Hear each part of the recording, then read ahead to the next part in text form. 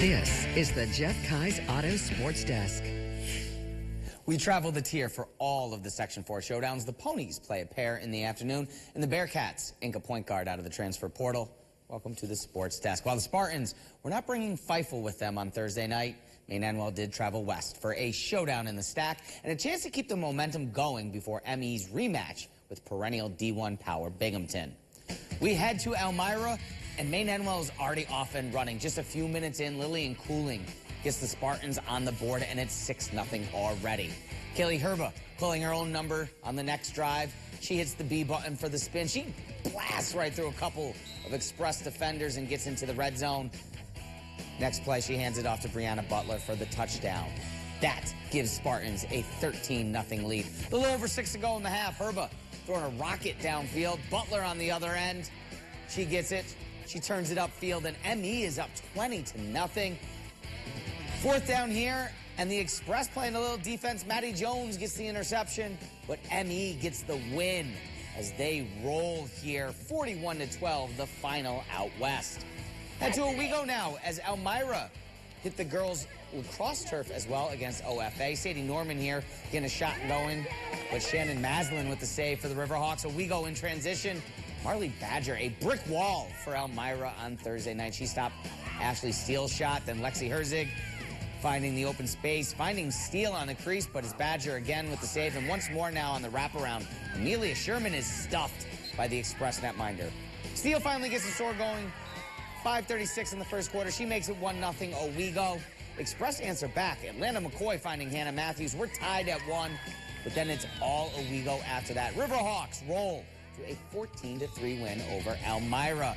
And Conlon Field as the Sabers are threatening here against the Binghamton Patriots. Nick Hartwell with a high fly ball to deep center. That's a double for Hartwell. And the runner gets all the way over to third from first.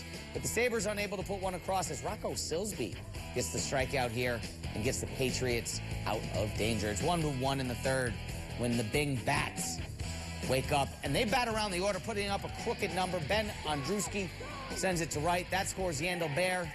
Throw gets away from Sidney. Runners try to advance here. Throw down to second, then the throw back home. Sidney will get the out at the plate, but the Patriots get the win on Thursday. Binghamton with a win 11-5. Ponies playing 2 on Thursday afternoon. The day doubleheader will see Binghamton as well be the road team in the second showing. This is a makeup game from opening weekend of the season. Yoander Suarez getting the call for game 1, and Suarez was dealing. He gets Peyton Williams here swinging. And then with the runner on second, Suarez getting out of trouble with the K. He went 5 1/3, 2 hits, 5 strikeouts on the afternoon. Zeros in the top of the third when Nick Morabito hits it out of Morabito. That's going to be his second homer of the season. Morabito 3 for 3 and just a triple shy of the cycle. Very next batter, Ryan Clifford. He says, let's go back-to-back, Jack. That one over the right field fence, and the Ponies have a 2-0 lead. Clifford's third home run this spring. Binghamton adding some insurance in the bottom of the 5th, and the Ponies take game 1, 5-0, that in 7 innings. Game 2 on Thursday, Binghamton picks up the win as well, 4-1. Matt O'Neill with a homer and 3 RBI for the Ponies as they are red hot and winners of 8 in a row.